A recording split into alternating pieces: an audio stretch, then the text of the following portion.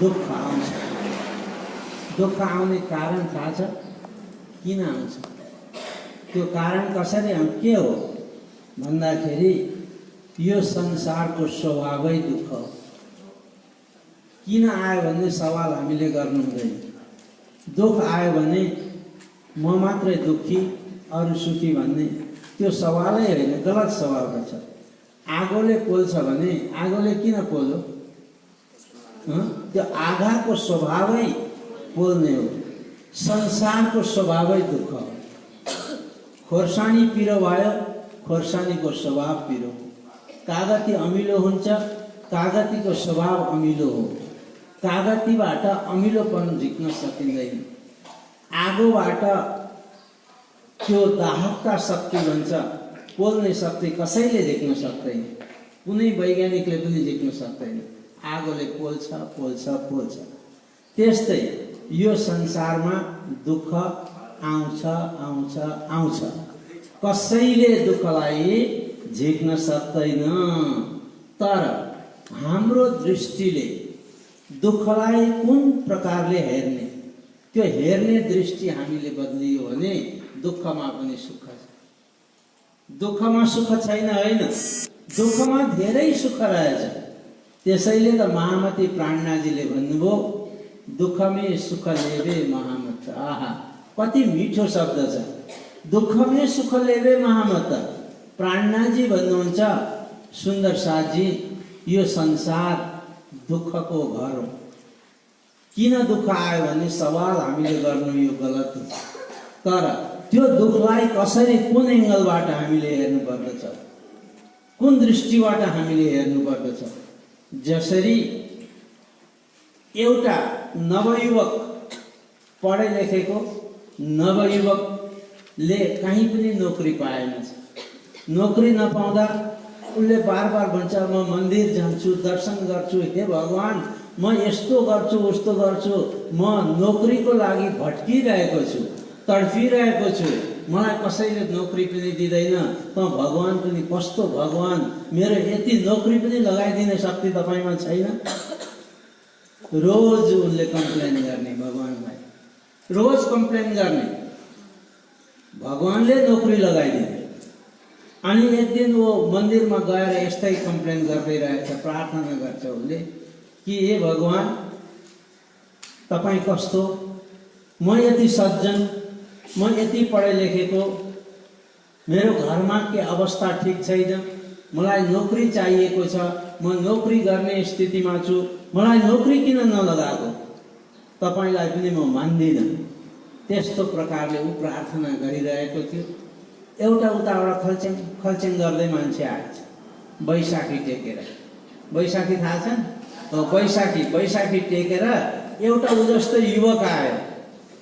युवक आएर उसले प्रार्थना गरेछ, भगवान तपाईको गुण म कहिल्यै गाउन सक्दिनँ, तपाईको एहसान म कहिल्यै भुल्न सक्दिनँ। तपाईँ कति कृपालु, तपाईँ कति दयालु। मेरो एक्सिडेन्ट भयो, साथी पनि थियो मसँग, उसका दुईटै खुट्टा गए, मलाई त एउटा खुट्टो त हजुरले दिनुभयो, त्यो खुट्टाले टेक्दै टेक्दै म दर्शन गर्न आउन पाएँ, म कति सौभाग्य। दृष्टि उसले पनि त भन्न सक्थ्यो नि, म यस्तो युवक मान्छे, मलाई पनि मेरो यस्तो भयो, तपाईँ कस्तो, मलाई पनि नोकरी चाहिएको थियो होला, मलाई पनि सम्पत्ति चाहिएको थियो होला, मलाई लङ्गडो बनाइदिनु भयो भन्ने प्रार्थना गर्दैन, गर्न सक्थ्यो। तर उसको दृष्टिमा उसले भन्यो, प्रभु धन्यवाद, हजुरलाई धेरै धेरै धन्यवाद छ, तपाईले मेरो एउटा खुट्टो त राखिदिनु भयो, मेरो साथीको दुईटै गयो, त्यो एउटा खुट्टाको सहाराले बैशाखी टेकेर पनि त म मन्दिर आउन सकेँ, मैले हजुरको दर्शन गर्न पाएँ। तपाईको गुण, तपाईको एहसान म कहिल्यै बिर्सिन सक्दिनँ। आफ्ना अन्तरका भाव। एउटा सानो कुटिया थियो, गुरु र शिष्य बस्दथे। गुरु शिष्य बसेको सानो कुटिया, भिक्षाटनको लागि उनीहरू बाहिर गएका थिए। अनि भिक्षाटनमा दिउँसो हावा हुन्डरी, एकदम हावा हुन्डरी आएछ। त्यो कुटी आधी कुटी चाहिँ हावा हुन्डरीले के गरिदियो, तहस नहस गरिदियो। दुईजनै गुरु शिष्य आए। त्यो शिष्यलाई त यस्तो रिस उठेछ, नवयुवक, यस्तो यो परमात्माको भजन, यस्ता गुरुका पछि भजन, हाम्रो चाहिँ सानो एउटा कुटी त्यो पनि हावाले लगिदियो, हुन्डरीले लगिदियो। यस्तो भगवानको प्रार्थना गरेर, यस्तो परमात्माको पूजा गरेर हामीले के पाउँछौँ? उसको चिन्तन, उसको विचारले त्यो देख्यो। अब गुरुले भन्छन्, होइन बेटा, भगवानले यो हावा हुन्डरीले चाहेको भए हाम्रो सबै कुटिया तहस नहस गरिदिन्थ्यो नि। आधी छप्परता, आधी छत्ता बचाएर राखेको छ, हामी त्यो आधीको बिचमा बस्न सकिहाल्छौँ नि। दृष्टिको फरक। हाम्रो दृष्टि कसरी छ? हामीले दुःख देख्यौँ भने संसार दुःख छ, हामीले अर्कालाई अहङ्कारी देख्यौँ भने हाम्रो गल्ती छ। हामीले सधैँभरि राम्रो चिज मात्रै हेर्नुपर्दछ। यसलाई सकारात्मक सोच भन्दछ। यो संसारबाट दुःख कसैले पनि मेटाउन सक्दैन। शरीरका पीडाहरूबाट कसैले पनि मुक्त गर्न सक्दैन। हामीले भोग्ने कुरो छ, त्यो भोगेरै बस्नुपर्दछ। आज विचार गर्नुहोस्, यी दुःखलाई हेर्ने, सबै चिजलाई, हाम्रो परिस्थितिलाई अनुकूल परिस्थिति हामीले बनाउनु पर्दछ। परिस्थिति अनुकूल हामीले बनाउनु पर्दछ। महामती प्राणनाथजीलाई के सानो दुःख परेको थियो, तर पनि प्राणनाथजीले कहिले यो भन्नु भएन कि प्रभु, हे राजी, मलाई किन दुःख दिए, कहिले भन्नु भएन। आज हामीलाई भोजन समयमा मिल्दछ, घरमा पनि समयमा खान्छौँ पिउँछौँ, कुनै चिजको कमी छैन। केही चिजको आवश्यकता पर्दा तुरन्त आइहाल्दछ। महामती प्राणनाथजीले भोजनको लागि पनि गाउँ गाउँमा टुक्रा टुक्रा मागेर खानु पर्यो, तर प्राणनाथजीले कहिल्यै परमात्मालाई, श्रीराजजीलाई कम्प्लेन गर्नु भएन कि मलाई किन दुःख दिएको यस्तो। प्राणनाथजी त भन्नुहुन्छ, दुःख रे प्यारो मेरे प्राणको आहा। दुःख सबैभन्दा प्यारो चिज अरे। हामीले सबभन्दा हाम्रो प्यारो के छ? सम्पत्ति। पतिलाई पत्नी, पत्नीलाई पति, अनि छोराछोरी, घरबार, त्यो प्यारो हुन्छ। तर त्यो घरबारमा पनि आगो लाग्यो, बच्नु पर्यो। हामी सुतिराखेका थियौँ परिवार, मान्छेले आफ्नो परिवारलाई छोडेर आफू बचाउन जान्छ। आफू बच्छ, बस्दैन, सबै छोडिदिन्छ। तर आफूमा पनि एकदम उ भयो भने एउटा बाँदरको कथा आउँछ। बाँदरले छाउरो लिएर, आफ्नो बच्चो लिएर पानीमा हालिदिनु हो भने त्यो बाँदरले पहिले बच्चालाई बचाउन खोज्छ। एकदम हातमा लिएर अग्लो गर्छ, पानी यहाँसम्म आयो, बाँदरले बच्चो यसो गरिहाल्छ, यसो गरिहाल्छ, यसो गरिहाल्छ। माथि जब अन्तिम पानी आयो, उसले बच्चोमा तलतिर राखेर बच्चोमा टेकेर फुत्तै बाहिर निस्किन्छ बाँदर। त्यति प्राण प्यारो हुन्छ। बच्चो प्यारो भएन नि त त्यतिखेर बाँदरलाई। प्यारो, प्राणभन्दा प्यारो कोही छ? प्राणभन्दा प्यारो कोही हुँदैन संसारमा। आफ्नो प्राणभन्दा प्यारो कोही पनि हुन सक्दैन। चाहे पति पत्नी हो, चाहे छोरो मेरो प्राणभन्दा प्यारो हामी भनौँ, तर आपत परेको बेलामा हामी पहिले बस्न प्रयास गर्दछौँ। तर प्राणनाथजी भन्नुहुन्छ, यो प्राण त केही पनि होइन, मलाई त यो प्राणभन्दा पनि प्यारो दुःख छ।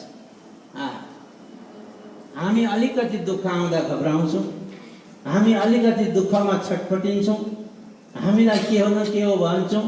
तर दुःख रे मेरो प्राणको दुःख त त्यति प्यारो छ।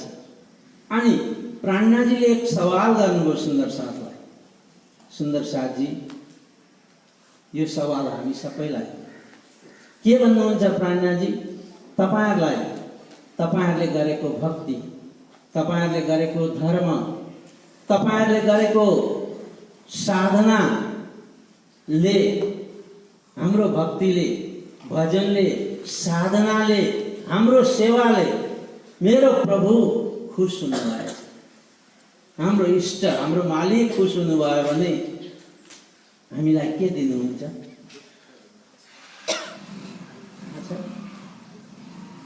हामीलाई भन्छौँ मेरो छोरो थिएन, छोरो दिनुहुन्छ, सम्पत्ति थिएन, परमात्माले सम्पत्ति दिनुहुन्छ, म कुरूप थिएँ, मेरो रूप दिनुहुन्छ।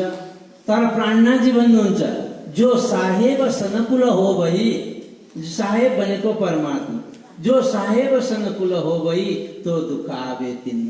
यो प्राणनाथ प्यारे थिए।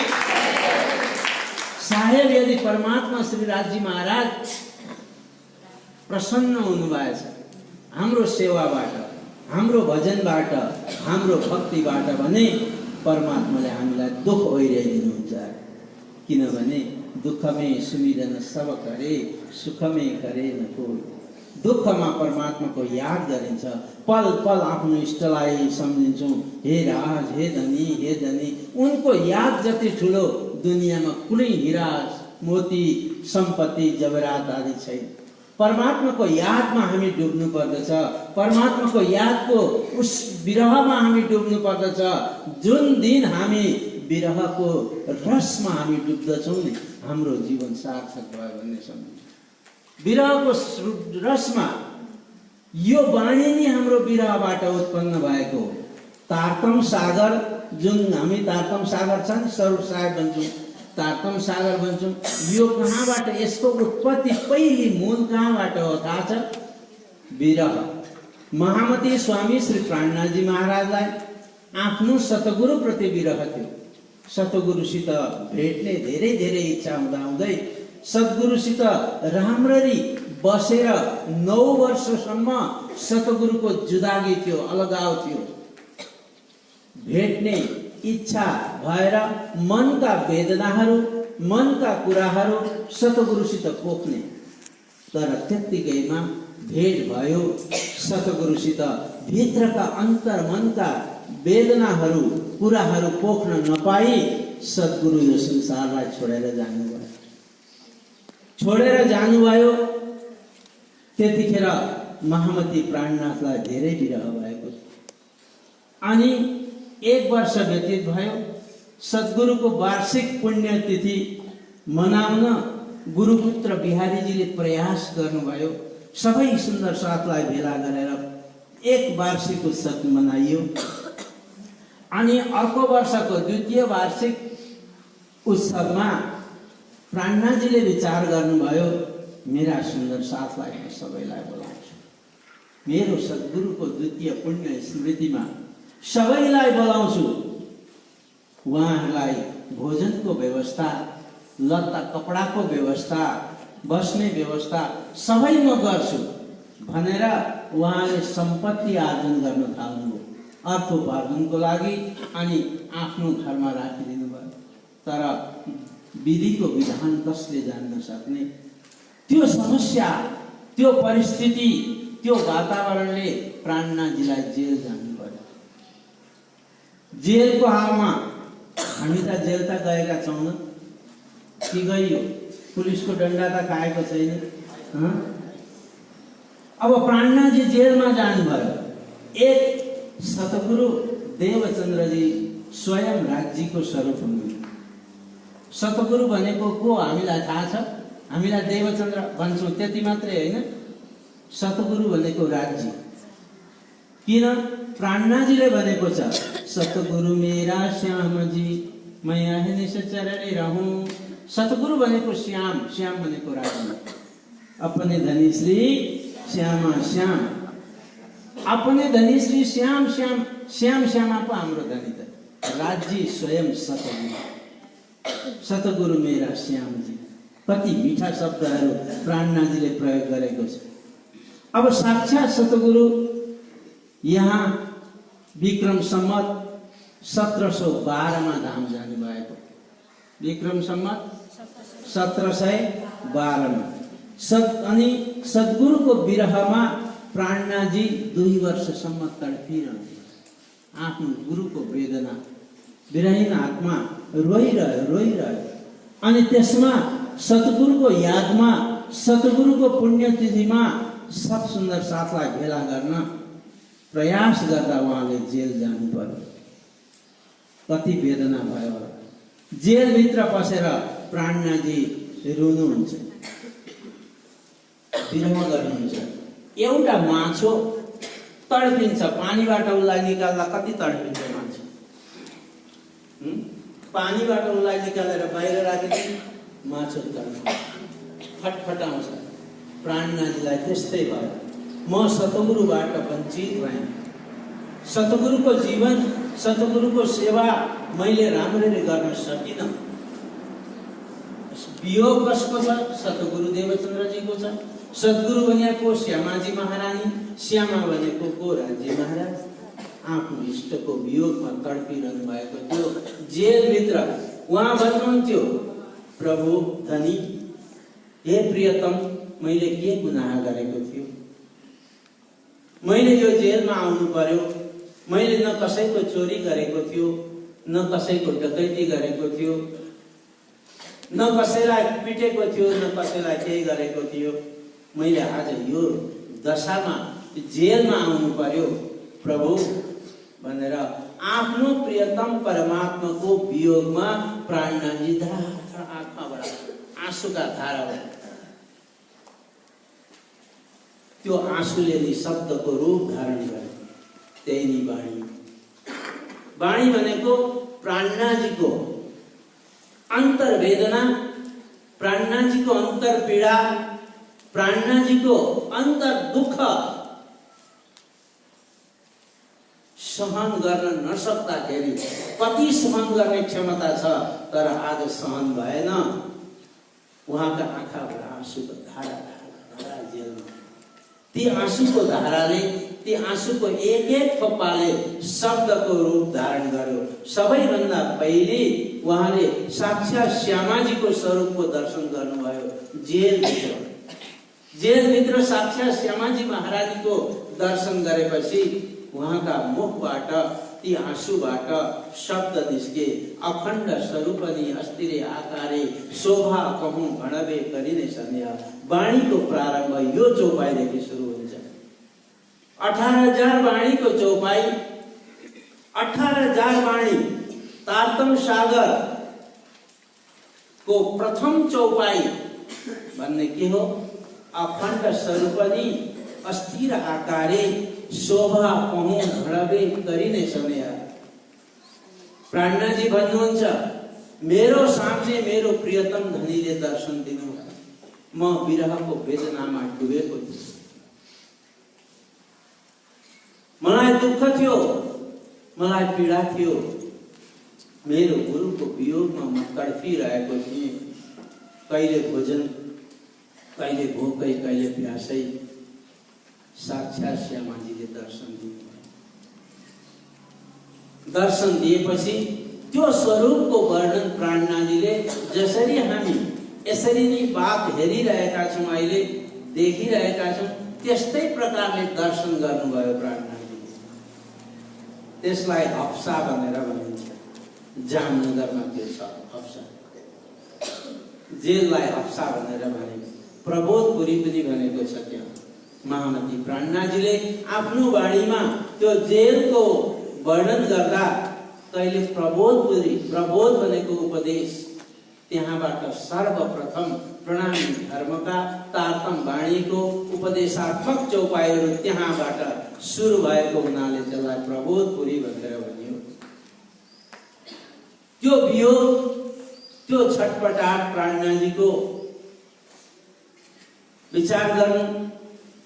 हामी सोच्दछौँ काम भए तापनि, तर राज्यले जो सोच्नुहुन्छ नि त्यसमा धेरै फाइदा, धेरै लाभ हुन्छ। प्राणनाथजीले सोचेको थियो कि म के गर्दछु, सबै सुन्दर साथलाई भेला गर्छु, म मेला गर्छु सद्गुरुको पुण्यतिथिमा। तर राज्यको सोचाइ अर्कै थियो, प्राणनाथजीको सोचाइ त्यो थियो नि। तर यो मेलाले पर्याप्त हुँदैन इन्द्रावती, तिमीले यो मेला गर्ने होइन, अहिले वाणीको मेला गर। यो वाणी नभएको भए आज हामी यहाँ हुने पनि थिएनौँ होला। बाणीको सेवा राज्यलाई लगाउनु रहेछ। महामती प्राणनाथको मुखारबिन्दबाट, प्राणनाथजीको मुखारबिन्दबाट त्यो चौपाई अवतरित हुन थाल्यो। भित्र पूर्ण ब्रह्म परमात्मा अक्षरातीत श्री राज्य महाराज अन्तःकरणमा बसेर अनि यी चौपाईहरू अवतरित भए। यो विक्रम सम्वत कहिलेको कुरा रहेछ? 14 भनेको 1714, विक्रम सम्वत 1714 देखि वाणी अवतरण सुरु भयो अनि 1748 मा वाणी अवतरण पूरा भयो।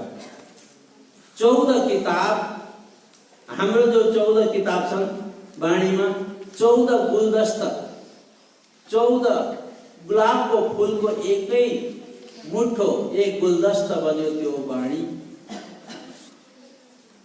1714 मा प्रारम्भ भएर 1748 मा पूरा भएको छ। यति अन्तरमा वाणीको अवतरण प्राय संसारमा आयो। वाणी भनेको भइहाल्यो, वाणी भनेको राज्यको शब्दहरू। वाणी भनेको पूर्ण ब्रह्म परमात्माका ती शब्दहरू हुन्। उहाँले भनेको किन प्राणनाथजी भन्नुहुन्छ, शोभा दई जेम कालभूत। कालभूत भने मूर्ति।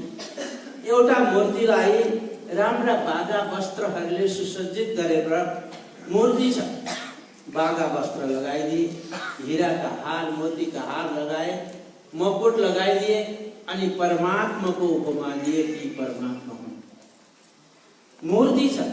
प्राणनाथजी भन्नुहुन्छ म त मूर्ति त थिएँ, म एक मूर्ति थिएँ, तर मेरो धनीले, मेरो प्रियतमले मलाई यो वाणी भन्ने शोभाले अलङ्कृत गरिदिनु भयो। मैले भनेको होइन वाणी, ए वाणी चित्त दे सुनियो साथ, कृपा कर कहे श्री प्राणनाथले। के भन्नुहुन्छ? ए वाणी चित्त दे सुनियो साथ। सुन्दर साथजी, यो वाणी खूब प्रेमले सुन्नुहोस्, चित्त दिएर सुन्नुहोस्। यो वाणी भन्ने वाला, कहने वाला मेहराज ठाकुर होइन, म त माध्यम। मेरो हृदयमा मेरो प्रियतम, मेरो नाथ बसिदिनु भयो, उहाँले नै वाणी अवतरित गराइदिनु भयो। त्यसैले त हामी परमात्माको स्वरूप मानेर वाणीको पूजा गर्दछौँ। शास्त्रले यसलाई वाङ्मय मूर्ति भनेर भनिदियो। प्रणामी धर्मावलम्बी हाम्रा कतिपय सुन्दर साथीहरूलाई यो थाहा नै छैन कि हामी मूर्ति पूजा गर्छौँ गर्दैनौँ भन्ने कुरो थाहा छैन। तर सबैभन्दा धेरै मूर्ति पूजा गर्नेवाला प्रणामी। तर कस्तो मूर्ति पूजा गर्छन्? बोल्ने मूर्ति, वाणी रूपी मूर्ति। यो वाणीलाई अब म एउटा कुरो भन्छु, सबै समस्या बिनाका कोही मानव छैन। दुःख, पीडा, व्यथा बिनाका कोही मनुष्य हुँदैन। उनीहरूले आफ्ना आफ्ना समस्या आफ्ना आफ्ना इष्टदेवलाई सुनाउने गर्छन्। देवीका भक्तले गएर देवीको मूर्तिमा हात जोडेर गर्छन्, ओ माताजी, माता मलाई यति दुःख भयो, यति कष्ट भयो भन्छन्।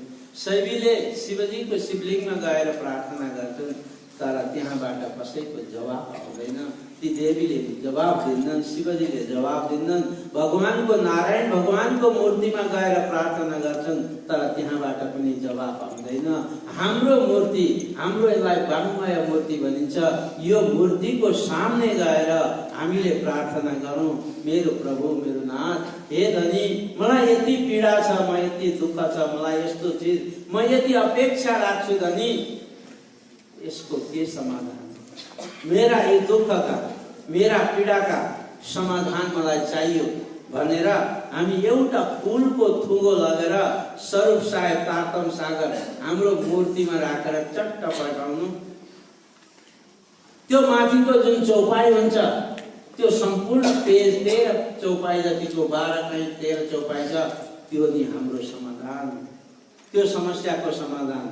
त्यसलाई पढ्नु, त्यसलाई मनन गर्नु, त्यसलाई चिन्तन गर्नु, एक खेप पढ्नु, एक खेपमा अर्थ सुझ्दैन, अर्को खेप पढ्नु, अर्को खेप पढ्नु, पढिरहनु, 10 दिनसम्म पढ्नु।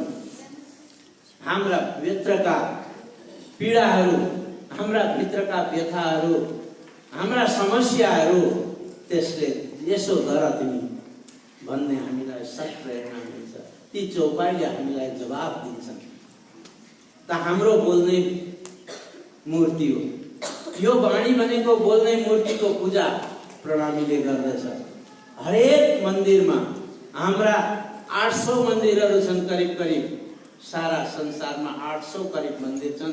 ती 800 मन्दिरमा यिनै स्वरूप साहेबलाई राखेर पूजा अर्चना वन्दना आदि हामी गरिरहेका छौँ। हाम्रो इष्ट दैव र हाम्रो इष्टदेव हामीले मन्दिरमा के गरेको छ? बागा वस्त्रले सुसज्जित गरिदिएको छ, बन्सी मकुट लगाएको छ।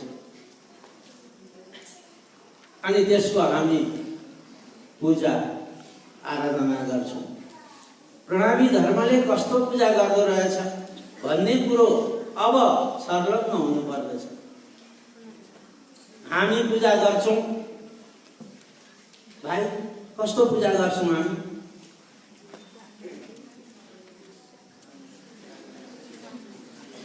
त्यो भाइपट्टिबाट कसैले भन्दा त कस्तो के को पूजा गर्छौँ हामी? वाणीको पूजा। वाणी भनेको वाङ्मय मूर्ति भन्नु। वाङ्मय मूर्तिको अर्थ हुन्छ बोल्ने मूर्ति। बात भनेको बोल्नु हैन? बोल्ने मूर्तिको हामी पूजा गर्दछौँ। हाम्रा पीडाहरूलाई देख्ने मूर्तिको हामी पूजा गर्दछौँ।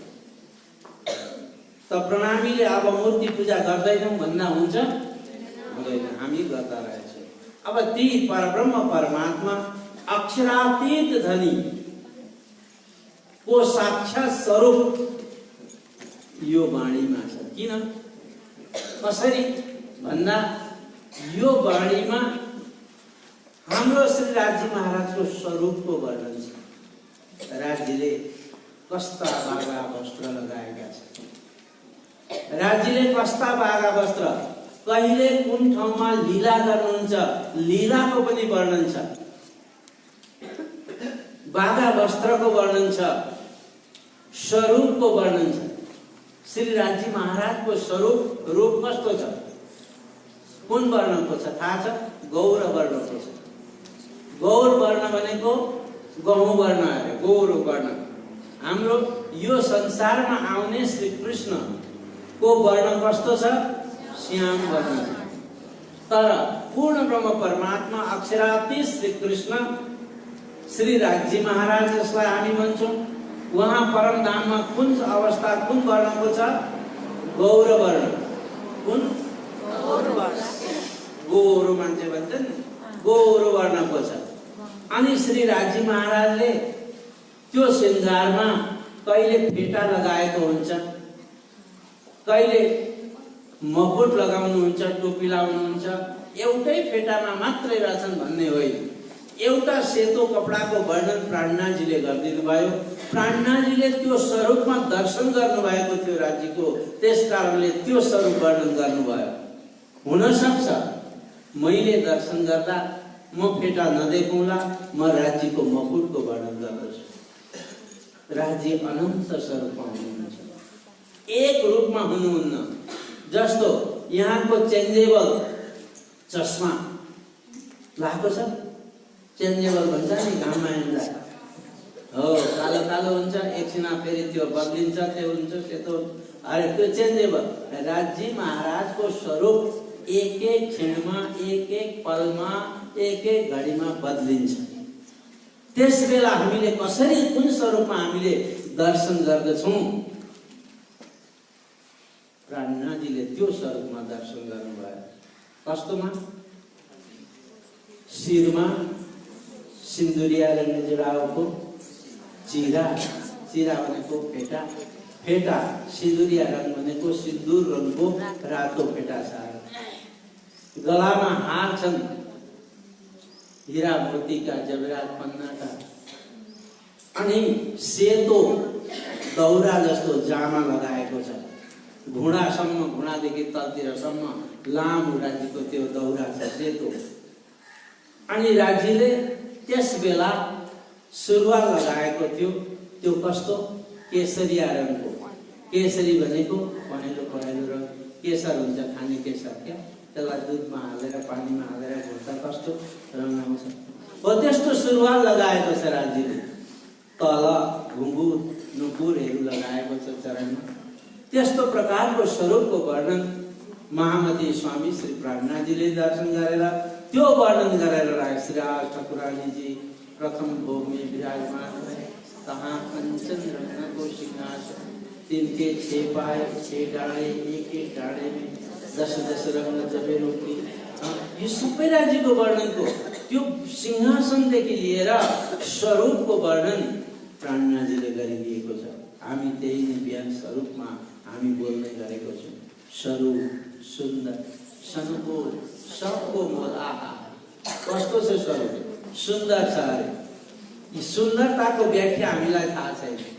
हामीलाई सुन्दरताको व्याख्या गर्दा क्रिम घस्ने, पाउडर लगाउने, रातो बनाउने, कपाल कालो बनाउने अनि राम्रा लुगा लगाएर चुटीका पत्ता त्यो सुन्दर। सुन्दर त्यसलाई भनिन्छ कहिल्यै पनि कुरूपता आउँदैन। हामी अहिले म सानो जवानी थिएँ होला, अर्कै रूप थियो होला, अब अहिले बुढेसकाल भयो, राज्यको त्यो सुन्दरतामा कहिल्यै कमी आउँदैन। एकछिन त्योलाई सुन्दरता भन्ने हो। बद्लिरहनेमा सुन्दरता मजा छैन। हेरेपछि राज्यको चरणलाई हामीले आँखा बन्द गरेर हेर्यौँ भने चरणबाट मास्तिर यो आँखै जान सक्दैन, त्यति सुन्दरता छ त्यहाँ। त्यो सुन्दरतालाई नै सुन्दरता भनेको। त्यस्तो सुन्दर चेहरामा आफूले दर्शन गरियो भने त्यो चेहराबाट अन्त मन पनि जाँदैन, वचन पनि जाँदैन, दृष्टि पनि जाँदैन। ती हाम्रो जीवन बितेर जान्छ, तर राज्यको चेहरा कहिले जस्ताको तस्तै सुन्दरताको सुन्दरता, त्यसलाई सुन्दरता भनिन्छ। बदलिने, कुरूपता आउने, एक दिन नआएन भने चुस्स गनाउने होइन, एक दिन पाउडर लगाएन भने नराम्रो, त्यो छैन। त्यसलाई पो सुन्दरता। त्यसैले राज्यको स्वरूप कस्तो छ? स्वरूप सुन्दर। सनुकूल भनेको प्रसन्न चित्त। हाम्रो चित्त एकछिन राम्रा कुरा सुन्यो भने प्रसन्न, राम्रो मान्छेसित राम्रो खान पाइयो भने प्रसन्न, अरू बेला खिसित। मलाई मानिदिएनन्, कसैले मानेनन् भने म पप्प फुलेर मलाई कसैले मानेन, मलाई प्रणाम गरेर भुलिहाल्नु। अब मानिदियो भने म सबका हाँसिदिने, त्यो पनि कुनै प्रसन्न चित्त हो त? मान सम्मानलाई जसले छोड्न सक्दैन उसले दुनियाँबाट मान सम्मान पाउन पनि सक्दैन। हामी मान सम्मानको लागि हामी मरिमेट्द छौँ, तर हाम्रो अहंकार मेटाउन मरिमेट्छौँ।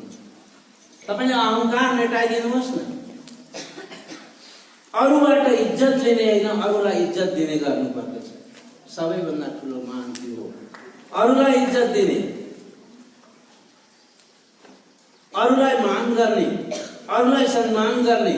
म चाहिँ सेवक हुँ यसको। धर्मदासजी महाराज जी हुनुहुन्थ्यो नौतनपुरीमा, स्वयं सेवकको अर्थ गर्नुहुन्थ्यो क्या। मेला आउँछ 14 मेला नौतनपुरीको, त्यस बेला सबै सुन्दर साथीहरू बसेर स्वयं सेवकलाई केही उपदेश दिनुहुन्थ्यो। ए स्वयं सेवकको अर्थ थाहा छ तिमीहरूलाई? स्वयं सेवक, म चाहिँ सेवक हुन्, अरू मालिक हुन् भन्ने सम्झिनु। मेरै साथी छ, स्वयं सेवकको टिममा हामी सेवा गरिरहेका छौँ, तर ऊ चुप्प लागेर बसिदियोस्, म मात्रै सेवा गर्न पाउँ, मैले मात्रै सेवा गर्न पाउँ, अरू कसैले नगरून्। झाडु लगाउनु छ भने म लगाउँ, उसको हातबाट कुचो खोसेर आफूले लाउने। बर्तन साफ गर्दैछ भने उसको हातबाट म खोसेर आफूले गर्ने। स्वयं सेवक हुनु, अरू सबै मालिक हुन्, अरूको सेवा मैले गर्नुपर्दछ भन्ने भाव आयो भने कुनै पनि कार्यक्रम गर्नलाई कुनै पनि आपत्ति आइराख्दैन। जस्ता पनि कार्यक्रम हामी गर्न सक्छौँ। किन? स्वयं सबै सेवकै सेवक छन्, मालिक त कोही छैन। मैले पनि त्यही सोचेको छ, उसले पनि त्यही सोचेको छ, उसले पनि त्यही सोचेको छ हैन। ऊ चाहिँ बसिदियोस् चुप्प लागेर, उपरखुट्टी लाएर कुर्सीमा बसिदियोस्, म मात्रै सेवा गरौँ, म मात्रै सेवा गरौँ भन्ने सबैमा भाव आयो भने त्यो हो सेवा। त्यस्तो प्रकारको सेवा हामीले गर्नुपर्दछ। श्रीराजी महाराजको स्वरूप कस्तो रहेछ त? सनुकूल, सधैँ प्रसन्न, न्याउरो मुख कहिल्यै हुँदैन। चाहे राज्यलाई हामी थोपौँ, राय राज्यलाई हामी मानौँ, चाहे नमानौँ, तर पनि राज्य हमेसा प्रसन्न चित्त हुनुहुन्छ। राज्यले के मलाई मान, मेरो आरती गर, मेरो पूजा गर भनेको छ। पूजा गरे पनि राज्य प्रसन्न, नगरे पनि प्रसन्न। त्यो स्थितिमा हामी पुग्नुपर्छ। हाम्रो पूजा आफै भइहाल्छ। तर मलाई चाहियो ठुलो आसन, मलाई चाहियो सेतो कुर्सी, हो सेतो कुर्सीमा म बस्न पाइनँ भनेर म त्यसमा अहङ्कार गर्ने। अहङ्कारलाई पहिले त्याग्नु पर्यो। मै मात्रै बोलौँ, मै मात्रै, मेरो कुरा मात्रै सुनौँ, त्यो गलत रहेछ। सबैको कुरा सुन्नु पर्दछ। वाणीले हामीलाई सानो बन्न सिकाएको छ। हो रहियो तुम रेणु समान, ये तो जागेगा फल यही है, चेत लीजो चतुर सुजान। प्राणनाथको वाणी। हो रहियो तुम रेणु समान, चरणको रज, चरणको धूल जस्तो भएर सुन्दर साथको बस्नु भयो। हामी धूल होइन, हामी त सानो शिखर एभरेस्ट बनेर बस्न खोज्छौँ। कहिल्यै पनि त्यो हुन सक्दैन। विनम्रताको भाव हामीमा हुनुपर्दछ। विनम्रताको भाव आएन भने प्रणामी धर्म त्यसले बुझेकै छैन भन्ने जान्न। आज कतिपय सन्त महात्मा विद्वानहरू के गर्दछन्? म खाऊँ, मै गाऊँ, सुखसय लवा, मोज मगर, त्यसमा डुबेका छन्। मलाई दिए भयो, अर्कालाई दिनु परेन, मलाई माने भयो, अरूलाई छोडिदेऊ। त्यो अहङ्कारको भाषा। हामीले भाषा त बोल्यौँ, तर अहङ्कारको भाषा बोल्यौँ। अहङ्कारमा कहिल्यै पनि परमात्मा रहँदैन। अहङ्कारदेखि त्यसैले प्राणनाथजीले भन्नुभयो, मार प्रतिष्ठा पैजार। अहङ्कारलाई जुत्ताले हानेर मार्नु प्राणनाथजीको चौपाई छ। अहङ्कारले हामीलाई डुबाउँदछ, तार्दैन। नम्रताले तार्दछ, माथि पुर्याउँछ नम्रताले। सानो बन्यो भने परमात्माको चरणमा, परमात्माको शिरमा पुग्दछ। हेर्नु, विचार गर्नु न। हामीले प्र्याक्टिकल विचार गरौँ। कस्तो प्र्याक्टिकल विचार गर्ने? एउटा फुलभित्र एउटा किरो हुन्छ नि, किरो बस्या हुन्छ कुनै फुलमा। त्यो फुललाई लगेर हामी परमात्माको चरणमा, शिरमा राख्छौँ। त्यो किरो पुगेन? किरो कहाँ पुग्यो? परमात्माको चरणमा पुग्यो कि पुगेन किरो? त्यो सानो थियो र पुग्यो। हात्तीले त्यो फुललाई के गर्छ? फुललाई खोल्चिदिन्छ, जान्छ। हात्ती कहिल्यै परमात्माको चरणमा पुग्न सक्छ? कहिल्यै पुग्न सक्दैन। हल्का पनि छ, हल्का छ, सानो छ, कसैलाई गाह्रो पनि छैन बग्नलाई। त्यस्तो बन्नु पर्यो नि। म केसी हुँ भनेर गयो भने हुँदैन। केसीले अत्यन्त सानो हुनुपर्दछ, अत्यन्त सानो, अत्यन्त नम्रता। प्रणामको अर्थै हो विनम्रता। अनि कसैले कसैलाई केही भन्छ, गाली अवश्य गर्छ, निन्दा गर्दछन्, गाली गर्दछन्। त्यसलाई गाली फिर्काउनु भन्दा फिर्काएर फिर्किँदैन रहेछ। अनुभवका कुरा हो। गाली कसैले मलाई गर्यो, मैले त्यसलाई तँलाई ठिक गर्छु भन्ने होइन। के गर्ने? जान्ने उपाय के गर्ने? राज्यको चरणमा गएर दुई थोपा आँसु। हामीले त्यसलाई गाली फिर्कायौँ भने, हामीले सजाय दियौँ भने कति चिज सजाय दिइहाल्छौँ। खुबै भयो त्यसलाई गालीको जवाब गाली दिन्छौँ। आफूभन्दा सानो छ भने दुई थप्पड लगाइन्छ। तर हाम्रा दुई हातले सजाय दिएको त्यसलाई सानो हुन्छ। यदि राज्यले सजाय दिनुभयो भने उसलाई कहाँ पुर्याइदिनुहुन्छ त्यो जान्न भन्नु सकिन्छ। त्यस कारणले हामीले सहन शक्तिलाई बढाउनु पर्यो। हाम्रा दुःख, हाम्रा पीडा, हाम्रा वेदनाहरू हामीलाई कसैले नकारात्मक दृष्टिले हामीलाई भन्यो भने त्यसलाई जय होस्, तर आफू गएर आफ्नो प्रियतम, आफ्नो धनीको सामने गएर रुनुपर्दछ।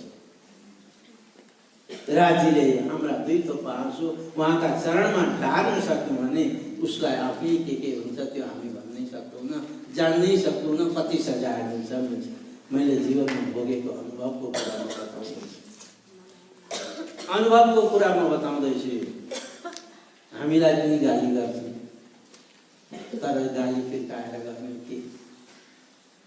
त्यस कारणले हाम्रो परब्रह्म परमात्मा श्री राज्य महाराज अतिशय दयालु हुनुहुन्छ, अतिशय कृपालु हुनुहुन्छ, मेहेरको सागर हुनुहुन्छ। त्यसैले मेहेर सागर हामी पाठ गर्छौँ, सधैँ गर्ने गरेका छौँ। मेहेर सागरको अर्थ सहित नेपालीमा यहाँ पुस्तक छापिएको छ, नौतन नामले छापेको छ। अर्थ नेपालीमा माथि और सागर जो मेहेरका सोशोभा दिले त भनेपछि त्यसको अर्थ के हो? अर्को चोपाईको अर्थ के हो? यहाँ छापेको छ। अब म त्यसै तपाईहरुलाई दिने थिएँ, शिविरार्थी भाइ बहिनीलाई त्यसै दिनुपर्ने हो, तर त्यसको किमत हुँदो रहेन रहेछ। त्यसैले बुझ्नुभयो?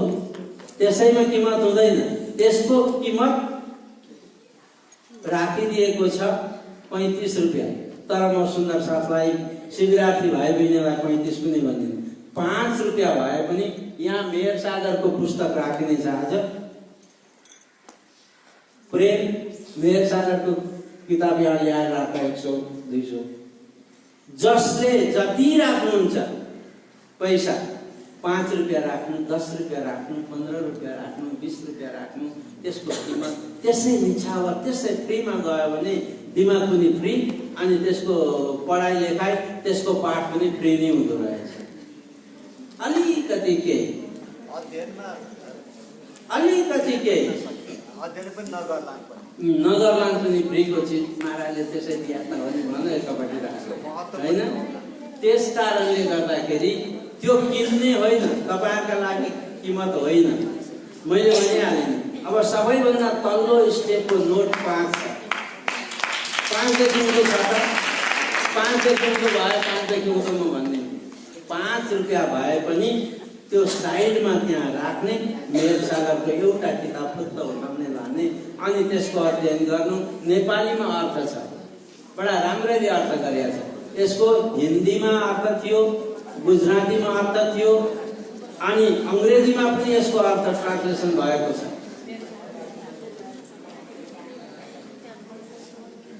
हातले दिने चिज होइन यो, परमात्माले दिने हो। प्रभुले दिनुहुन्छ, परमात्मा मेरो प्रियतम धनी। यहाँ राखिदिने जसलाई जति इच्छा लाग्छ, यति नै छ होइन।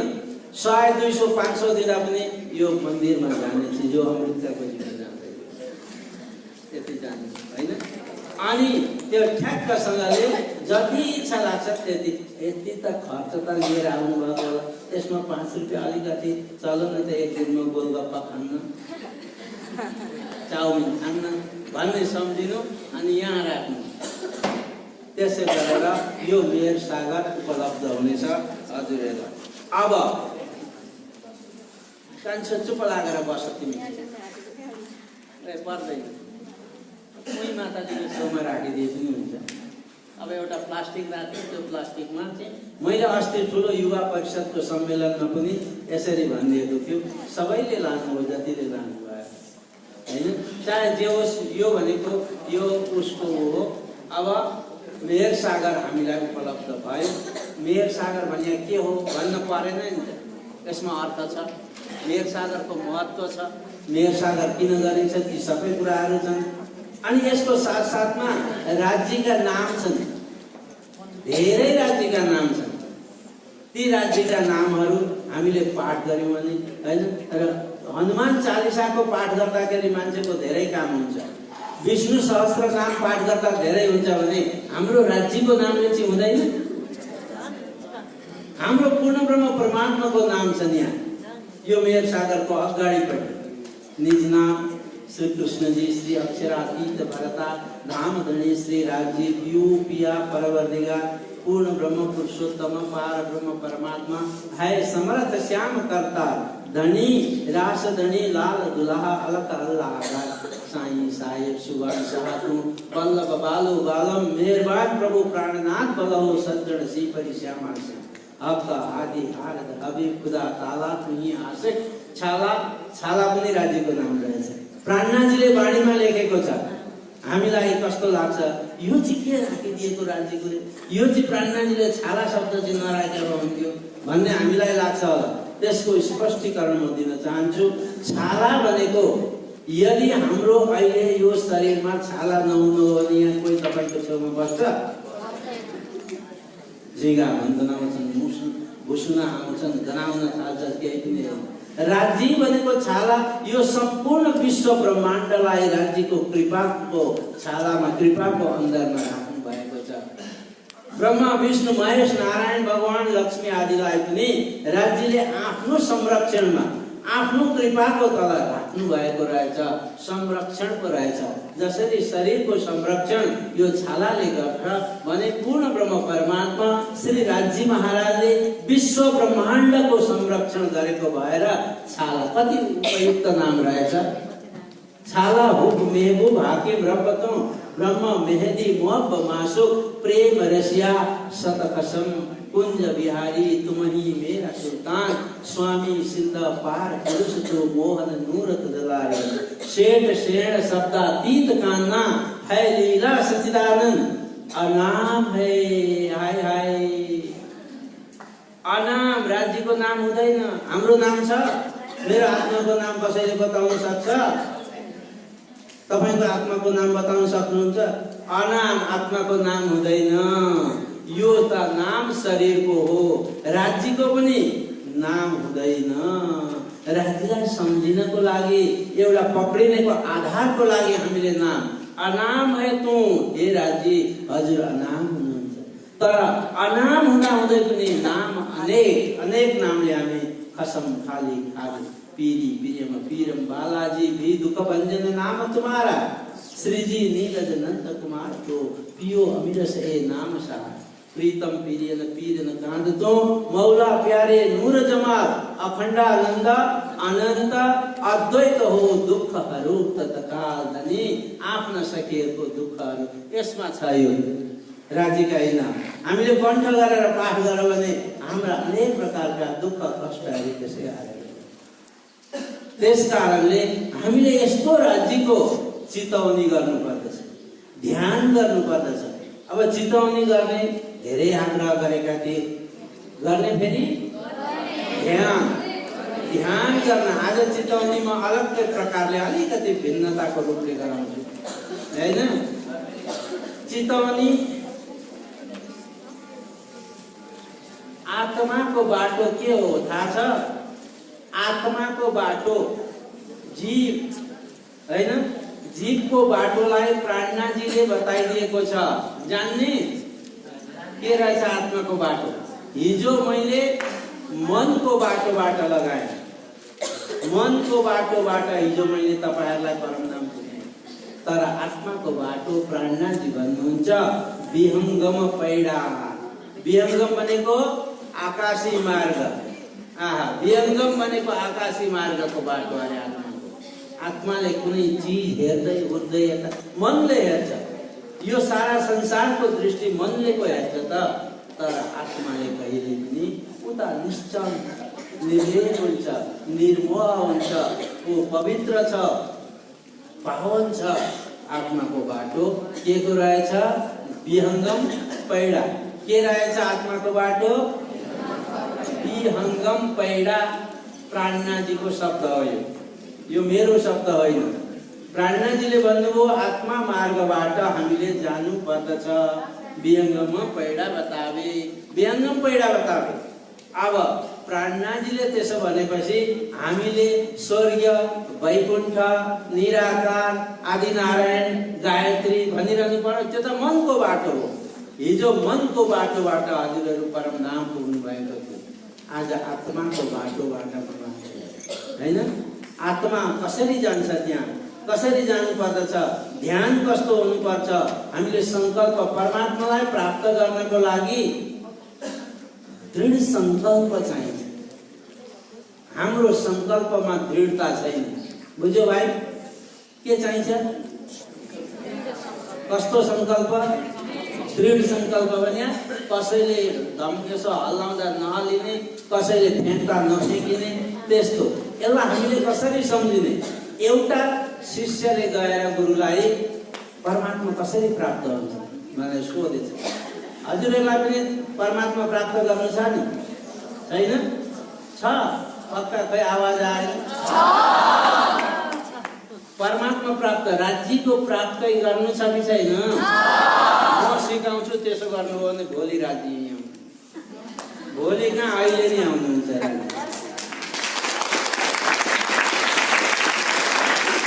एउटा शिष्यले, तपाईहरु जस्तै शिष्यले गुरुलाई भन्छ, प्रभु गुरुजी परमात्मा कसरी प्राप्त गर्नु, परमात्माको दर्शन कसरी मैले पाउँछु? तिमीहरूले दृढ संकल्प कसरी लिनु? नुहाउन जाउँ, मेरो नुहाउने बेला पनि नदीमा नुहाउन जाउँ भन्नुभएको छ गुरुजी। नुहाउन गएपछि गुरु त खाइपी गरेर मस्त मोटा साधुहरू देखेकै होला हैन? अनि गुरुले लगेर पानीमा नुहाउन जानुभयो। अनि दहा ठुलो पानीमा गएर जब नुहाउन चुब्लुक्क डुबो भनेपछि त ठ्याप्प घाँटीमा समातेर निचेरै पार्नु भएछ गुरुले शिष्यलाई। डुबाको डुबाई उ छटपटिन्छ। गुरुहरू बल गर्छन्, छटपटिनुहुन्छ। त्यो शिष्य दर्शन खोज्ने छटपटिएपछि अनि एकदम असह्य भयो। गुरुको हातले काम गरेन, पत्त बाहिर। बुझ्यो? किन भन्दा यो के गरेको गुरुजी? तिम्रो जवाब दिएको। परमात्मा कसरी प्राप्त हुन्छ भने यो छटपटाट तिमी जब मैले घोक्रामा पक्रेर तिमीलाई दबाएको थिएँ, त्यस बेला तिमीलाई घरको याद आयो, छोराको याद आयो, मेरो सम्पत्ति यति राखेको थियो त्यो याद आयो। के आयो याद? केही चिजको याद आयो? मलाई केही आएन। कतिखेर म बाहिर निस्क्यौँ र मेरो प्राण वायु मेरो शरीरमा जाओस् अनि म स्वस्थ हुँ भन्ने त्यति मात्रै याद आयो। त्यस्तै परमात्मा, यदि परमात्मालाई प्राप्त गर्नु छ भने त्यो तडफ चाहिन्छ। त्यस्तो तडपिनु पर्यो। त्यो छटपटाहट हामीलाई केही दुनियाँको चिज याद आउँदैन। एक परमात्मा सिवा कसैलाई याद आउनु हुँदैन, केही चिजै याद आउनु हुँदैन। त्यो हो दृढ संकल्प। यस्तो संकल्प लिनु त परमात्मा टाढै हुनु। प्राणनाजीको हिसाबले हो भने हक सेहरक से नजिक, परमात्मा सेहरकबाट अत्यन्त नजिक, सबैभन्दा नजिक हाम्रो शरीरको त्यो भन्दा हाम्रो प्राण सबैभन्दा नजिक के चिज छ? प्राणको हात काट्दा मर्नुहुन्छ, अर्को हात काट्दा, टाउको काट्दा, खुट्टो काट्दा, आँखा झिकिदिँदा मरिँदैन। तर यहाँ एउटा किलकिले हुन्छ, यसलाई किलकिले भन्छ, यसलाई सेहरक भनेको छ प्राण हो। यहाँ क्लिक पारिदियो भने कतिजना प्राण निस्किँदैन हो। यसलाई सेहरक भनेको छ। सेहरक कण्ठनल, यसलाई कण्ठनली, रुद्रघण्टी भन्छौँ हामी नेपालीमा। यहाँ जति प्राण नली भन्दा मृत्यु नजिक छ अरू केही पनि छैन। तर यो भन्दा पनि नजिक परमात्मा हुनुहुन्छ अरे। तर समझ आयो भने परमात्मा हक सेहरक से नजिक। प्राणनाजीको शब्द छ। परमात्मा सम्झिने बित्तिकै यहाँ हुनुहुन्छ। सम्झिन सकिएन भने परमात्मा जति टाढा कोही पनि छैन। हामीमा समझ छैन, हामीमा प्रेम छैन, भक्ति छैन भने परमात्मा जति टाढा केही पनि कोही पनि चिज छैन। त्यति टाढा हुनुहुन्छ। तर सम्झौती परमात्मा कति टाढा हामीमा भित्र हाम्रो होस् न। त्यसैले आज म विहङ्गमा पैडा र आत्माको रास्तालाई म बताउँछु कि भोलि गरौँ होइन। यो 9:30 भएछ। तिमीले भनेर उहाँहरूले भन्दै तिमी यहाँ बसेर बटालिन्छौ भने ल अनुकूल छ भने मलाई त अनुकूल 9:30 भयो अनुकूल स्वास्थ्यले दिन छ भने 10 मिनेटमा गरौँ त उसो भए। एकदम हामीले पहिले ध्यानको प्रक्रियालाई सिक्नु पर्यो।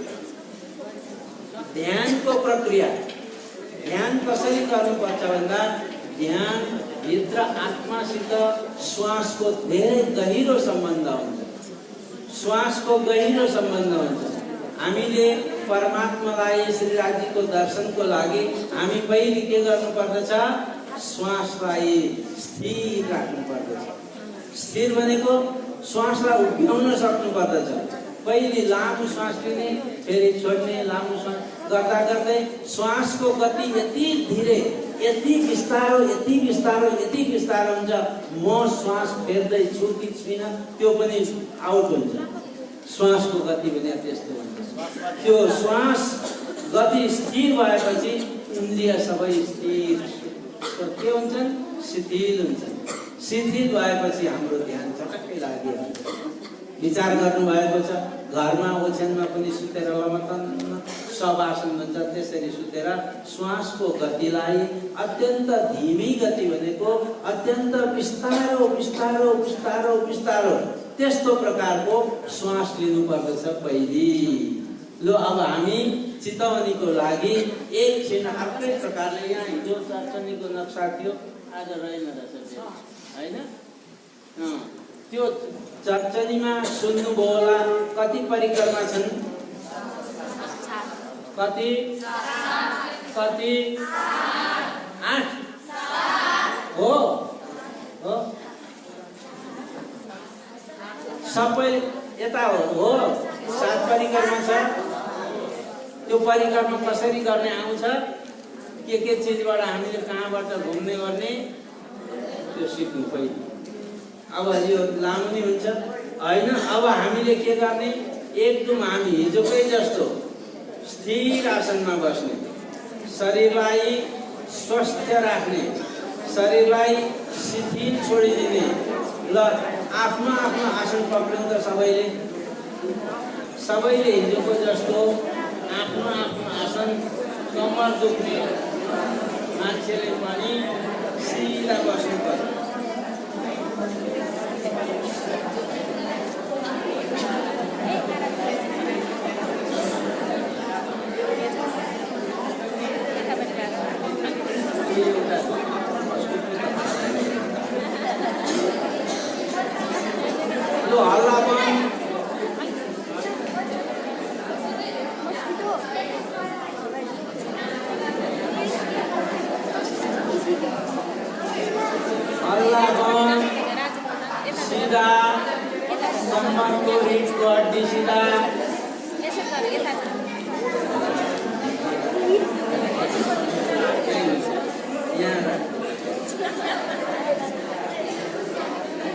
भयो बोलो कृष्ण कन्हैया लाल की। त्यसैमा 5 मिनट लागेपछि कसरी भयो त? सटक्क भन्ने बित्तिकै हामीलाई त भइहाल्यो त। त्यस्तो भएन त। ल सबै स्थिति ध्यान मुद्रामा बस्ने। ध्यान मुद्रा भनेको यस्तो प्रकारको अवधि, यसले के गर्छ भने हामीलाई ऊर्जा प्रदान गर्छ। ऊर्जा भनेको शक्ति प्रदान गर्दो रहेछ। ल अब सबै चुप, आवाज बन्द, आवाज बन्द, आँखा बन्द, आवाजको साथ साथ आँखा पनि बन्द। अब शरीरको हलचल बन्द। कति चिज बन्द हुन्छ हैन? शरीरको हलचल पनि बन्द। हामी अलिकति पनि त्यहाँ केही झिँगो आएर कानमा बसे पनि हामीले हातले यसो उडाउनु भएन। शरीरको हलचल बन्द, आँखा बन्द, श्वास एकदम धीमी गतिले छोड्ने, बिस्तारो श्वासलाई हेर्ने। बिस्तारो मेरो श्वास बाहिर गयो, भित्र आयो, बाहिर गयो, भित्र आयो। हाम्रा शरीरमा 7 चक्रहरू छन्। स्वादिष्ठान, मूलाधार, मणिपुर गरेर माथि टुप्पीमा हाम्रो शिरमा सहस्त्र चक्र छ। त्यो सहस्त्र चक्र एकदम चलायमान भयो। तपाईहरुको हेर्नु, सहस्र चक्र शिरमा छ। त्यो चक्र अहिले चलविचल गर्न थाल्यो। त्यो चक्रबाट आत्मा निस्केर आकाशको तर्फ गयो। त्यो दिव्य ज्योति, त्यो रोशनी, त्यो आत्मा आकाशको तरफ आफ्नो प्रियतमको खोजमा निस्केर गयो। जाँदैछ जाँदैछ जाँदैछ गएर सिधा रङ्गमहलको चाँदनी चोकमा पुग्यो। त्यो आत्मालाई कहीँ कसैसित मतलब रहेन। आत्मा वहाँ रङ्गमहलको अगाडि जो चाँदनी चोक छ परमधामको, त्यो परमधाममा पुग्यो। वहाँ पुगेर यसो हेर्छ, ओहो मेरो दिव्य पहिले बसेको धाम त यो पो रहेछ। त्यहाँ पुगिसकेपछि पूर्ण यो रङ्गमहलको 7 परिक्रमा गर्ने हो। पहिले यहाँबाट मेर सागर, जसलाई सर्वरस सागर भनिन्छ, पूर्व दिशामा छ। त्यहाँबाट अनि नुर नीर क्षीर दधी घृत मधु रस फेरि आयो मेरमा, रस सर्वरस सागर। त्यसको एक परिक्रमा गर्नु आत्मा स्वरूपले परिक्रमा गर्यो। भित्र मनमा छ, म आज मेरो प्रियतम, मेरो धनी, मेरो नाथसित भेट्न जाँदैछु। म उहाँसित धेरै वर्ष भयो नभेटेको। उहाँको दर्शनको लागि मलाई लाएछु। म दर्शनको लागि तयार। पहिले 7 परिक्रमा आउँछ। पहिले बडी रानीको परिक्रमा, छोटी रानीको परिक्रमा, जबरों की नहरको, वन की नहरको परिक्रमा, मानी पहाडको अनि नहर आदिको परिक्रमा हुँदै हुँदै हुँदै अन्तिममा फेरि त्यही चाँदनी चोकमा तपाईँ पुग्नु भएको छ। चाँदनी चोकमा 2टा हरा र एउटा लाल वृक्ष छ। त्यो वृक्षलाई परिक्रमा गर्नु। ओहो मेरो नाथ, मेरो प्रियतम आएर यहाँ दर्शन गर्नु। यहाँ खेल्नुहुन्थ्यो, यहाँ कुद्नुहुन्थ्यो, म पनि साथै थिएँ। तर म अहिले विस्मृतिमा अवस्थामा छु। मेरो धनीले खेलेको ठाउँ, मेरो धनीले रूप गरेको त्यहाँ भनेर त्यहाँलाई चबुतरालाई प्रणाम गरेर हामी अगाडि बढौँ। अगाडि बढ्दाखेरि 100 सिँढी आउँदछन्। ती 100 सिँढी चढेर माथि जाने, 100 सिँढी चढेर माथि जाँदा चबुतरा आउँदछ। त्यो चबुतराबाट भित्र प्रवेश गर्ने। भित्र प्रवेश गर्दा 28 स्तम्भको एक विशाल चोक छ। त्यो चोकको परिभ्रमण गर्नु। त्यहाँबाट अगाडि जानु, चौरस हवेली आउँछ। त्यहाँबाट माथि दोस्रो तलामा जाने सिँढीहरू लागेका छन्। ती सिँढी चढ्दै चढ्दै चढ्दै चढ्दै दोस्रो तलामा हामी गयौँ। त्यहाँ पुग्यौँ। आज त्यहाँ पनि म राज्यको दर्शन गर्नलाई म लालायत छु। धनी कहाँ हुनुहुन्छ भनेर आफूले खोज गर्ने। भुल भुलाउनी रहेछ दोस्रो तलामा। ओहो भुल भुलाउनी देख्ने बित्तिकै मेरो धनीको साथमा मैले यहाँ भुल भुलाउनीमा अनेक रामत गरेको थिएँ। म भुलेको थिएँ, म बिर्सिएको थिएँ यो ठाउँमा। तर मेरो धनीले मेरो हात पक्रेर यहाँबाट बाहिर निकालिदिएको थियो भन्ने त्यो परिभावलाई हामी अगाडि बढाउँ। अनि तेस्रो भोममा जानु। दोस्रो भोमबाट तेस्रो भोमको त्यहाँको महत्व, पडसाल छ अगाडि, त्यहाँ सिंहासन राखिएको छ। सखीहरू त्यो पडसालमा खेल्ने डुल्ने गर्छन्। त्यहाँ श्री राज्य महाराजलाई बिहानको भोजन लीला आदि गराउँदछ। त्यहाँदेखि फेरि माथिल्लो तलामा जानु। चौथी भोग जहाँ नृत्यशाला हुन्छ। कहिले हामीले हेरेको थियो यहाँ नृत्य, कहिले हामीले यो नृत्यशालामा नृत्य गरेको थियो। राज्यलाई मनोहार गर्नको लागि, राज्यलाई प्रसन्न गर्नको लागि मैले पनि त नाचेको थिएँ यहाँ, मैले पनि गाएको थिएँ यहाँ। अनेक वाद्य वाजन्त्रको साथमा धनीको दर्शन गर्दै गर्दै म यहाँ आनन्द, राज्यलाई कसरी खुसी गर्ने, मेरो प्रियतमलाई कसरी प्रफुल्लित गर्ने भनेर म पनि त यहाँ नाच्दथेँ। त्यो चौथी भोगको नृत्यशालाबाट हामी अरू अगाडि 5वीं तलामा जाउँ। 5वां तलामा 12,000 मन्दिर छ। ओहो मेरो मन्दिर कुन होला, म बस्ने, म सुत्ने, त्यसलाई हामीले पहिचान गरौँ, त्यसलाई जान्ने प्रयास गरौँ। अनि बीचमा रहस्यमाजीको एक सुन्दर मन्दिर छ, रङ्ग परवाहीको मन्दिर भनिन्छ त्यसलाई। त्यसको दर्शन गरेर ओहो मेरो धनी, मेरो प्रियतम यहाँ विश्राम गर्नुहुन्छ। यहाँलाई त्यहाँ प्रणाम गर्नुहोस्। प्रणाम गरेर अझ माथि जाने। माथि गएपछि 6 घुम 6 तलामा पुग्यौँ। 6 तलामा त्यहाँ गएपछि सुकपालहरू राखेको छ। 7मा तलामा जानु। 2 तालिका हिन्डोला छन्। एकपट्टि तपाईँ बस्नुहोस्, अर्कोतर्फ राज्य श्यामाजी हिन्डोलामा एकचोटि झुल्ने हो। एक तो त्यहाँ खेल्ने। त्यहाँबाट हामी 8वीं तलामा जाउँ। 8वीं तलामा पनि 4 ताली हिन्डोला छ। त्यसको दर्शन गर्दै गर्दै हामी 9वीं भोगमा जाउँ। दूर लक्ष्य भनिन्छ त्यसलाई। त्यहाँ सिंहासनहरू छन् अनेक प्रकारका। त्यहाँबाट हामी 10वीं तलामा जान सक्छौँ। 10वीं तलाबाट यसरी नै अब 10वींबाट 9वीं, 9वींबाट 8वीं, 8वींबाट 7वीं, 7वींबाट 6ठी, 5वीं, 4थी अनि दोस्रो तलाबाट पहिलो तला जहाँबाट हामी माथि प्रवेश गरेका थियौँ माथि जानको लागि त्यो स्थानमा हामी फेरि आयौँ। त्यहाँबाट आएर हामी राज्यको प्रतीक्षा, राज्यको दर्शनको लागि लालायत। मेरो धनीले कहाँ हुनुहुन्छ? प्रवेश गरौँ भित्र प्रवेश गर्दाखेरि मूल मिलावा आउँदछ। गोल हवेली, 4 चौरस हवेलीलाई पार गरेपछि 4 चौरस हवेलीमा राज्यको दर्शन पाउन सकिनँ। मैले अगाडि बढ्नु पर्दछ भनेर अगाडि जानु। मूल मिलावामा पुगिसकेपछि ओहो प्रियतम धनीले वहाँ जाने बित्तिकै दर्शन, राज्यको त्यो दर्शन, त्यो दिव्यता, त्यो भव्यता, त्यो सिंहासन, त्यहाँ राज्य र श्यामाजी बस्नु भएको छ। राज्यसित गएर प्रार्थना गर्ने, जुन प्रार्थना गरेपछि राज्यले त्यस्तो प्रार्थना सुन्नुहुन्छ। राज्यलाई प्रार्थना गर्नु, हे धनी, हे प्रियतम, हे मेरो प्राणदार, हे मेरो नाथ, हजुरले यस्तो संसारमा पठाइदिनु भयो।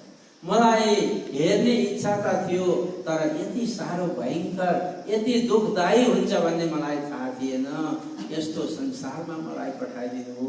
म त्यहाँ त्यो संसारको दुःखमा म यति फँसे, मेरा कहिले पनि इच्छाहरू पूर्ण हुन सकेनन्। अधुरा इच्छा रहे। हे धनी, अब म यो संसारमा जान चाहन्न। कहिले त्यहाँ सुख भेटिएन, न शान्ति भेटियो, न आनन्द भेटियो।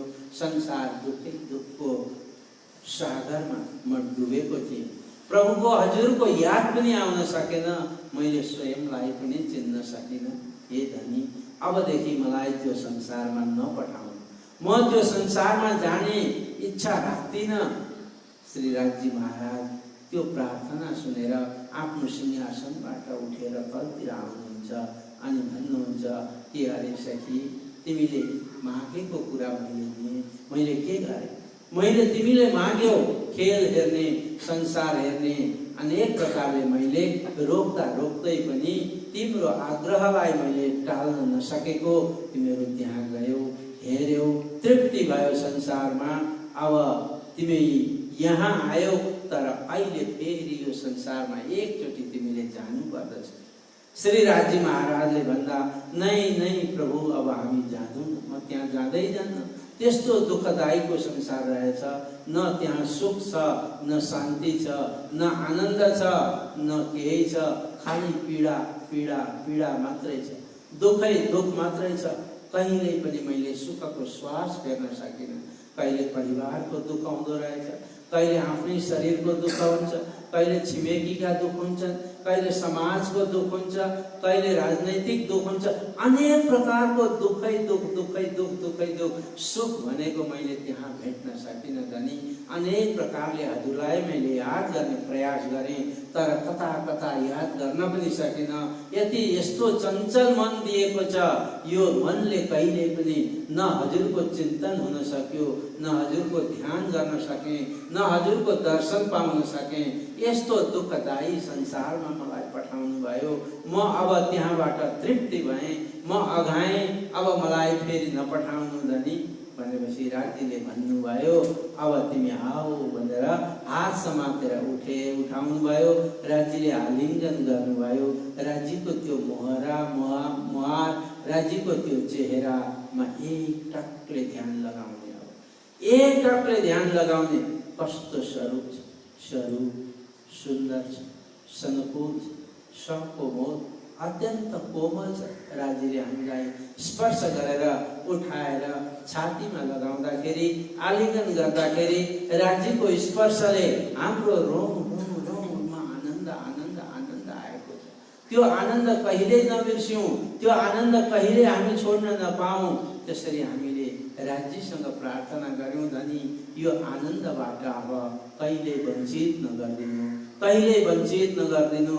अब मलाई संसारको सुख चाहिएको छैन, हजुरको चरणको सुख चाहिएको छ, मलाई हजुरको दर्शनको सुख चाहिएको छ, यो परमधामको दिव्यताको सुख छ चाहिएको छ धनी। हे प्रभु परमात्मा, मेरो धनी, मेरो प्राणनाथ, अब मलाई संसारमा फेरि कहिले नपठाउनु। यस प्रकारले चरणको ध्यान लाउँ। चरण कति सुन्दर छ, चारैपट्टि लाल हिँडिया, चरण अत्यन्त कोमल छ। त्यो कोमलतामा हामीले नजर निहालेर हेरौँ, कति कोमल कति कोमल कति सुन्दर चरण छ। त्यहाँदेखि मास्तिर अलिकति हाम्रो मन लगायौँ भने राज्यले यहाँ पहेँलो रङको सुरुवाल लगाएको छ, पाइजामा लगाएको छ। त्यो पाइजामा त्यो कपडा लगाउँदाखेरि हातले यसरी स्पर्श गर्नु, तर राज्यको त्यो पिडुलामा, त्यो घुटनमा, राज्यको चरणमा टाँसिएको छ, हातमा पनि नआउने। अनि हामीले राज्य महाराजको त्यो जामा, सेतो रङको जामा छ, मानव त्यो शरीरमा त्यहीँ टाँसिएको छ, त्यहाँबाट अलग नै हुन सक्दैन। त्यो जामा फुकाल्दा फुकालिने होइन, तान्दा तानिने होइन, त्यस्तो प्रकारको जामा, त्यसको दर्शन हामी गरौँ। त्यो दर्शनमा गर्दा गर्दा त्यहाँदेखि अगाडि जाने इच्छा त छैन, तर पनि अगाडि बढ्नु छ। राज्यको त्यो दिव्य दर्शन, त्यो दिव्य जामा, त्यो नुरी जामा, त्यहाँ राज्यको छातीमा हामी गयौँ, पुग्यौँ, हाम्रो नजर दृष्टि पर्यो। ओहो, राज्यले हार लगाएको रहेछ, फुकराज, पन्ना, मोतीको हार लगाएको छ, गलामा कण्ठसरी लगाएको छ। ती हार कति सुन्दर, ती हारको सराहना भाग्य कति रहेछ। पूर्ण ब्रह्म परमात्माको गलामा सुशोभित हुने तिनीहरूलाई सुन्दर अवसर मिलेको रहेछ। ती हार कति सुन्दर कति सुन्दर, ती हारलाई हेर्दै अगाडि बढ्यौँ।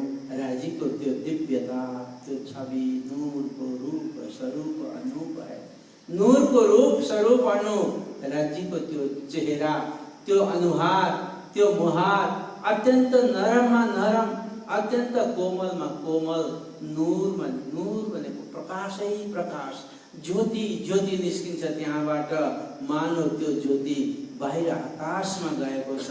त्यस्तो प्रकारको श्री राज्य महाराजको मुहार, त्यो चेहरामा त्यस्तो ज्योति छ। त्यहाँ त्यो ज्योतिबाट हेरेर राज्यले चन्दन लगाएको छ, लामा दुईटा रेखा छन्, बीचमा लाल बिन्दी लगाएको छ। राज्यको त्यो सौन्दर्यता, त्यो कोमलता, त्यो नुरी तन्तको दर्शन गरेर अझ अगाडि जाउँ। अगाडि जाँदा राज्यले फेटा लगाएको छ, सिन्दुरिया रङको फेटा छ। त्यो फेटाको सुन्दरता हेर्दै बन्दछ, वर्णन हुन सक्दैन, त्यस्तो सुन्दर। यसैमा हामीले मग्न, फेरि शिरदेखि हामी चरणमा जाउँ। चरणको त्यो कोमलता, त्यो सुन्दरता, चरणका ती आभूषणहरू, त्यसलाई हेर्दै हेर्दै फेरि त्यही सुरुवाल, त्यही जामा, सेतो रङको जामा, जडीबुटी जरी लगाएको जामा, अनि तिनी हारको दर्शन गरेर फेरि हामी राज्यको त्यो दिव्यतामा, त्यो दिव्य, त्यो भव्य, त्यो सुन्दरतामा हामी गएर अल्मलियौँ। त्यहाँबाट मन बाहिर जान चाहँदैन, नचाहँदा चाहँदै पनि हामीले अगाडि बढ्नु छ।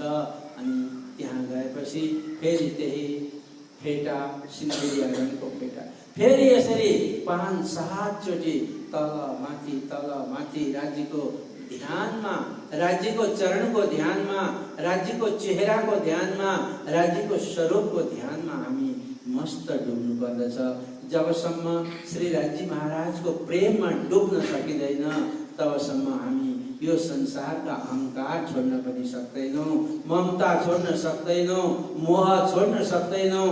अहंकार मोह ममताबाट उत्रित निस्किएपछि मात्रै राज्यको यो दिव्यता, यो भव्यता, यो सुन्दरताको यस प्रकारले हामीले ध्यान गर्नुपर्दछ। यो ध्यान गर्दा गर्दै कहिले आधी घण्टा बित्दछ, कहिले 45 मिनट बित्दछ, हामीलाई थाहा हुँदैन कति बित्यो भन्ने कुरो। यस प्रकारले हामीले ध्यान चिन्तन गर्नुपर्दछ। यो ध्यान नै प्रणामी धर्मको मुख्य ध्यानको स्रोत हो। प्रणामी धर्ममा ध्यानको प्रक्रिया यस प्रकारले पहिले शरीरलाई शिथिलीकरण गर्ने, पहिले श्वासलाई कन्ट्रोल गर्ने, श्वास कन्ट्रोल भएपछि इन्द्रिय पनि कन्ट्रोल हुन्छन्। हाम्रो मन कहीँ पनि जाँदैन, कहीँ भाग्दैन, कहीँ जाँदैन। को छोरा, को छोरी, को नाति, को नातिना, घर बार व्यवहार कहीँ पनि जाँदैन।